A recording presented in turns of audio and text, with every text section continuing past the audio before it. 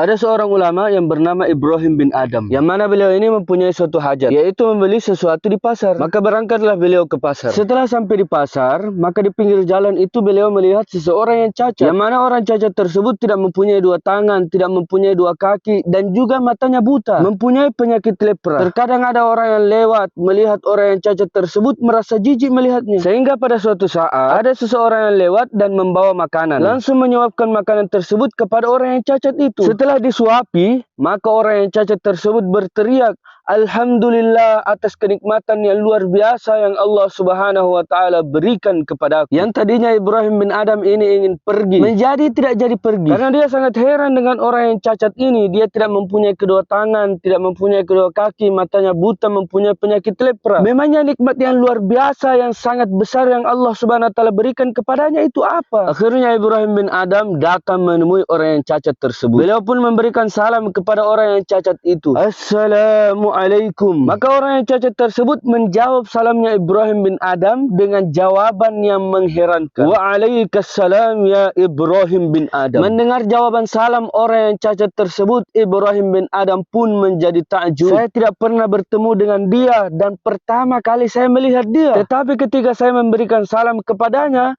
dia menjawab salamku sekalian dengan menyebutkan namaku. Ibrahim bin Adam pun bertanya, "Min aina ta'rifuni?" Dari mana engkau kenal saya? Saya baru pertama kali melihat kamu, tetapi kamu sudah tahu namaku. Orang yang cacat tersebut menjawab lagi dengan jawaban yang membuat Ibrahim bin Adam menjadi takjub. "Ma jahiltu syai' munzu araftullah." Tidak ada perkara yang tidak saya tahu semenjak saya kenal kepada Allah Subhanahu wa taala. Ternyata orang yang cacat tersebut adalah waliullah, adalah kekasih Allah Subhanahu wa taala.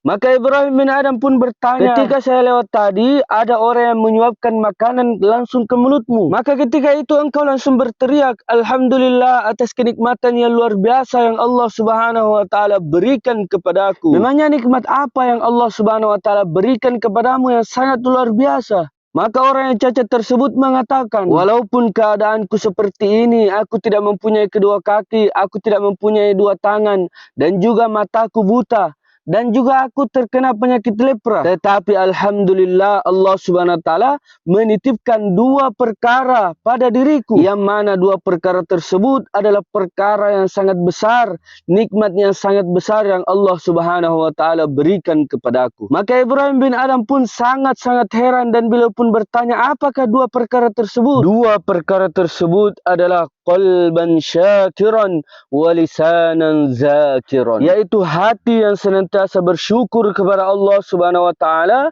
dan lisan yang senantiasa berzikir kepada Allah Subhanahu wa taala. Apakah ada nikmat yang lebih besar daripada dua nikmat tersebut, yaitu hati yang senantiasa bersyukur kepada Allah Subhanahu wa taala dan lisan yang senantiasa berzikir kepada Allah Subhanahu wa taala. Walaupun seseorang mempunyai harta yang banyak, rumah yang banyak, istri yang banyak, tetapi tidak memiliki dua perkara tersebut, hati yang senantiasa bersyukur, lisan yang senantiasa berzikir, maka semua perkara tersebut tidak akan ada nilainya di sisi Allah Subhanahu wa taala. Apakah hikmah yang bisa kita ambil dari kisah tersebut? Yang pertama yaitu, jangan sampai kita ada meremehkan, jangan sampai kita ada merendahkan orang Islam. Karena kita itu tidak tahu yang manakah di antara umat Islam yang menjadi waliullah, yang menjadi kekasih-kekasih Allah Subhanahu wa taala. Maka jangan sombong, jangan kita sakiti umat Islam. Karena kalau kita menyakiti umat Islam dan ternyata dia adalah waliullah, dia adalah kekasih Allah Subhanahu wa taala, "Man adzali waliyan faqad adzantuhu bil harb." Berarti itu adalah perang dengan Allah Subhanahu wa taala. Kalau perang dengan Allah Subhanahu wa taala, memangnya bisa menang? Ya tidak bisa. Kemudian yang kedua, bagaimana kita lebih-lebih lagi bersyukur kepada Allah Subhanahu wa taala?